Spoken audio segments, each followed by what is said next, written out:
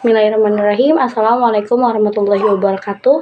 Perkenalkan, nama saya Maya Kamila dari kelas 4B Prodi Pendidikan Agama Islam, Fakultas Agama Islam.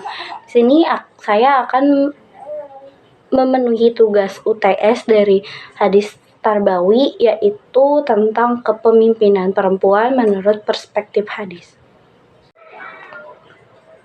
Seperti tema judul yang sudah saya bacakan tadi tentang kepemimpinan perempuan menurut perspektif hadis.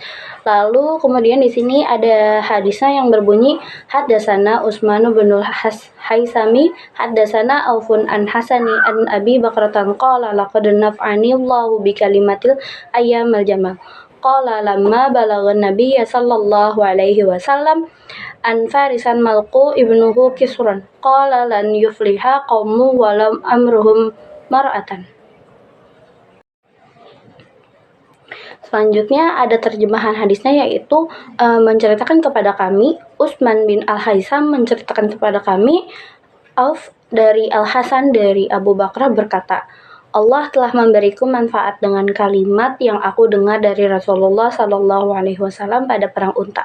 Abu Bakar berkata, ketika sampai berita kepada Rasulullah Shallallahu Alaihi Wasallam bahwa orang Persia mengangkat putri raja sebagai penggantinya, Rasulullah Shallallahu Alaihi Wasallam bersabda, tidak sukses suatu kaum atau masyarakat yang menyerahkan urusan mereka kepada perempuan.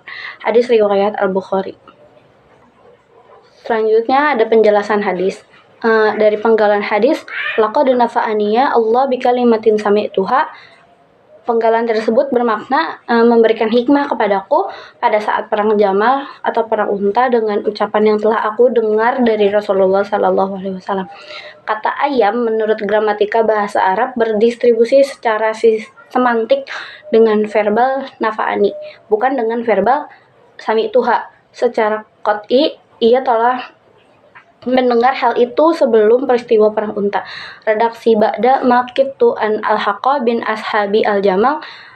Sesudah hampir saja aku mengikuti pasukan Aisyah radhiyallahu anha, dan yang dimaksud dengan Ashab Al-Jamal dalam hadis ini adalah bala tentara atau pasukan yang Aisyah radhiyallahu anha bawa pada saat itu. Selanjutnya, ketika Utsman bin Affan mati terbunuh dan Ali bin Abi Thalib dibaiat menjadi khalifah, Thalha dan Zubair bertolak ke Makkah. Di sana mereka melihat Aisyah dengan melaksanakan ibadah haji. Sedang melaksanakan ibadah haji. Aisyah beserta pasukannya, bala tentaranya, sepakat menuju ke kota Basrah dan meminta bantuan untuk mengadakan tuntutan atas kasus pembunuhan Utsman bin Affan.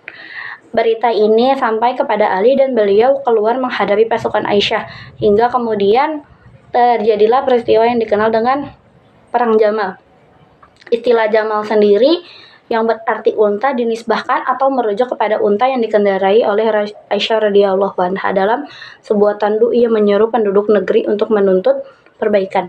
Jadi istilah Perang Jamal itu tadinya tuh diambil dari unta yang sedang dikendarai oleh Aisyah radhiyallahu anha beserta pasukannya gitu. Nah, dari hadis yang sudah saya bacakan tadi di awal, hadis ini mengisyaratkan perempuan tidak boleh menjadi seorang pemimpin atau seorang hakim. Ini sebagai konsekuensi dia tidak bisa menikahkan dirinya sebagaimana dia tidak bisa menikahkan perempuan lain. Di samping itu ada beberapa dalil mereka yang melarang perempuan menjadi pemimpin di luar rumah tangganya, yaitu yang pertama ada Quran surat An-Nisa ayat 34. Yang kedua di dalam hadis Nabi Muhammad yang menyatakan bahwa perempuan kurang cerdas dibandingkan laki-laki. Ketiga, hadis lan yufligha qaum walau amrohum imro'ah.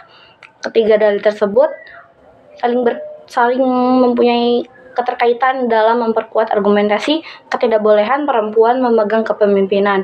Dengan alasan lain, baik ayat maupun hadis tersebut mengisyaratkan kepemimpinan hanya untuk laki-laki dan menegaskan keharusan perempuan mengakui kepemimpinan itu. Selanjutnya ada pendapat para ulama. Adapun mengenai kepemimpinan perempuan dalam urusan umum masih kontroversi. Mayoritas ulama melarang perempuan menjadi pemimpin dalam urusan umum sesuai dengan hadis yang saya bacakan tadi.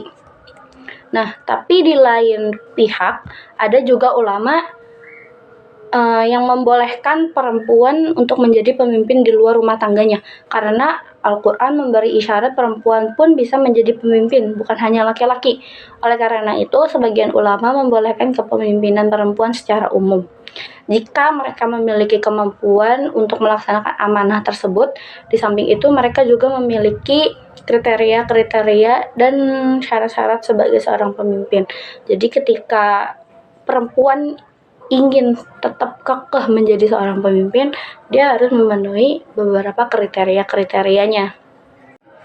Nah, apa aja sih kriterianya? Kriterianya itu yang pertama, perempuan harus berpengetahuan luas.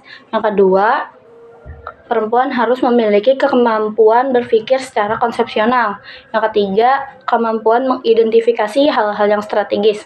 Yang keempat, kemampuan berperan selaku integrator.